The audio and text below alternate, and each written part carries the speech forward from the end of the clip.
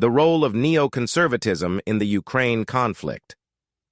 Neoconservatism, a political ideology characterized by a proactive foreign policy to promote democracy and American interests abroad, has been a significant factor in shaping U.S. international relations.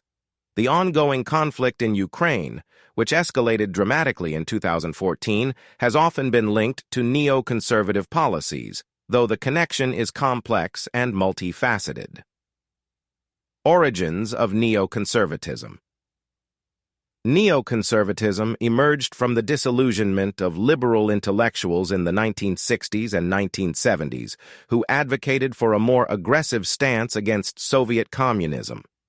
This ideology grew to influence U.S. foreign policy significantly, particularly during the presidencies of Ronald Reagan, George H.W. Bush, and George W. Bush. A key component of neoconservative policy is the belief that America has a unique role to play in securing global democracy. Neoconservatism and Ukraine.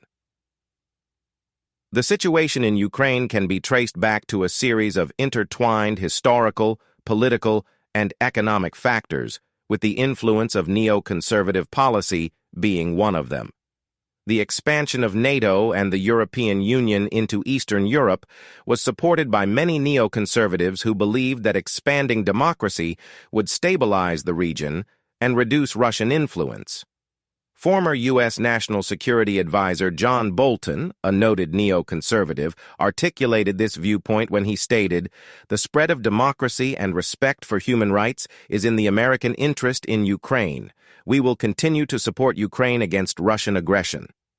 This statement highlights the typical neoconservative approach of using American influence to counter authoritarian regimes. The 2014 crisis. The crisis in Ukraine escalated in 2014 following the ousting of President Viktor Yanukovych, who was seen as pro-Russian, and the subsequent annexation of Crimea by Russia. Neoconservative thinkers and policymakers in the West generally supported a robust response to Russia's actions, advocating for economic sanctions against Moscow and increased support for the new Ukrainian government. Senator John McCain, a prominent neoconservative voice, remarked during a visit to Kyiv in 2014, "We are here to support your just cause, the sovereign right of Ukraine to determine its own destiny, freely and independently, and the destiny you seek lies in Europe." Criticism and analysis. Critics of neoconservatism argue that the aggressive push for Western ideals provokes opposition and instability, particularly with nations like Russia, which sees such policies as a direct threat to its sphere of influence. Stephen Walt, a professor at Harvard University, criticizes this approach, stating, "The neoconservative agenda often overlooks the complexities of regional politics and the potential for backlash. Furthermore, the application of neoconservative principles in Ukraine is seen by some as exacerbating the conflict rather than resolving it." The Russian perspective, as stated by Foreign Minister Sergei Lavrov, is that the aggressive stance of the West, led by the United States, has pushed us to secure our interests and protect Russian speakers in Ukraine. Conclusion.